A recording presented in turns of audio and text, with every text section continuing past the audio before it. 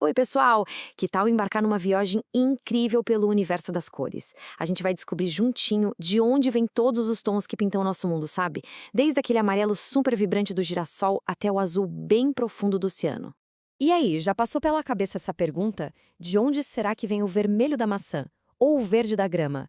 Pois é uma pergunta muito boa e hoje a gente vai desvendar esse mistério. Então, para entender direitinho como as cores funcionam, a gente precisa primeiro conhecer qual é o ingrediente secreto que está por trás de todas elas. E o grande herói da nossa história é o pigmento. O pigmento é tipo a matéria que dá cor para quase tudo que a gente vê por aí. É ele que tá nas tintas que a gente usa para desenhar, para pintar, em tudo. E olha que legal, esses pigmentos podem vir de dois lugares diferentes. Alguns vêm da própria natureza, sabe? Tirados de plantas, da terra, de rochas.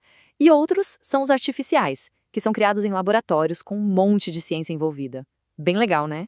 Bom, agora que a gente já sabe o que é pigmento, vamos falar das cores que a gente usa para pintar. Essas são o que chamamos de cor-pigmento. Elas são um pouquinho diferentes da cor que a gente vê na tela do celular ou da TV, que é a cor luz. Mas hoje o nosso papo é sobre a cor-pigmento e seus três ingredientes mágicos. E aqui estão elas, as nossas cores primárias: magenta, amarelo e azul. Elas têm esse nome, primárias, porque são puras, sabe? Não dá para criar elas misturando outras cores. Elas são a base de tudo, o nosso ponto de partida. E é agora que a mágica de verdade começa a acontecer. O que será que rola quando a gente começa a misturar esses nossos três ingredientes principais, hein? Bora fazer uma espécie de matemática das cores. Imagina só, se a gente pegar um pinguinho de tinta amarela e misturar com um pinguinho de tinta azul, que cor será que vai aparecer? Verde! Isso mesmo! E olha só que interessante. Sempre que a gente mistura duas cores primárias, a gente cria uma cor que chamamos de secundária. É tipo o segundo nível da nossa aventura pelas cores. E essa ferramenta aqui, super importante, é o círculo cromático. Ele é tipo um mapa que mostra o resultado de todas essas misturas. Como a gente acabou de ver, amarelo com azul dá verde. Agora, se a gente misturar amarelo com magenta, o resultado é laranja. E magenta com azul dá violeta. Então, verde, laranja e violeta são as nossas cores secundárias. Mas a mistura não para por aí, de jeito nenhum. Se a gente combinar uma cor primária com uma secundária que está bem do ladinho dela no círculo, a gente cria uma cor terciária. Por exemplo, se misturar amarelo com verde, o que dá? Um amarelo esverdeado. O círculo cromático ajuda a gente a ver todas essas combinações possíveis. Beleza? A gente já aprendeu a criar um montão de cores novas. Mas agora, vamos ver como dá para mudar uma mesma cor adicionando luz e sombra para criar tons e até sensações diferentes. E para começar essa parte, vamos conhecer as cores neutras, como o marrom e o bege. Sabe por que elas são legais? Elas são ótimas para criar uma base, porque não ficam brigando com as outras cores. Elas meio que deixam as outras brilharem mais. Para a gente entender bem o que é luz e sombra, dá uma olhada nessa escala tonal. Ela vai do branco mais puro, passa por vários tons de cinza e chega até o preto e total. Isso é a base para a gente conseguir criar profundidade nos desenhos. E o mais legal é que a gente pode fazer exatamente a mesma coisa com qualquer cor. Se a gente pega um azul, por exemplo, e vai adicionando branco, ele fica mais claro. Se adiciona preto, ele fica mais escuro.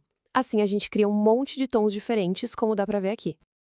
Então, quando um artista resolve usar só uma cor, mas brincando com os vários tons dela, do claro ao escuro, como nessa imagem da esquerda, a gente chama isso de pintura monocromática. Mono quer dizer um.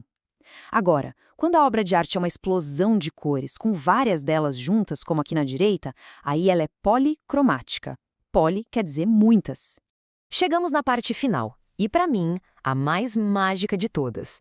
Vocês sabiam que as cores têm, tipo, superpoderes? É sério! Elas podem fazer a gente sentir coisas diferentes. Alegria, calma, energia. A gente costuma dividir essas sensações em dois grandes grupos. Primeiro, as cores quentes. Pensa no sol, amarelos, laranjas, vermelhos. Elas passam aquela sensação de energia, de alegria, de calor. E do outro lado temos as cores frias, como os azuis e os verdes. Elas já trazem mais calma, tranquilidade, uma sensação de paz. Olha só que exemplo perfeito! Essa é uma pintura super famosa do Van Gogh. Ele usou um monte de amarelos e laranjas, que são cores quentes, né? O resultado é que a gente quase consegue sentir o calor e a energia do sol batendo nesses girassóis. E aqui temos outro exemplo. O artista usou cores quentes, como o vermelho e o amarelo, para criar uma sensação de aconchego, de proximidade. O ambiente todo parece mais quentinho e convidativo, não parece? Agora, bora para o outro lado do círculo cromático. Dá uma olhada nessa cena. Os vários tons de azul, que é uma cor fria, passam uma sensação enorme de calma, de silêncio. Parece um lugar bem tranquilo. E falando em cores frias, o pintor Monet era um verdadeiro mestre nisso. Nessas pinturas famosas dele, os diferentes tons de azul e verde que ele usou na água dão uma sensação incrível de paz, de tranquilidade. É quase como se a gente estivesse ali, flutuando na água. Uau! Das cores primárias até as sensações que elas provocam na gente, as cores são uma ferramenta de expressão super poderosa.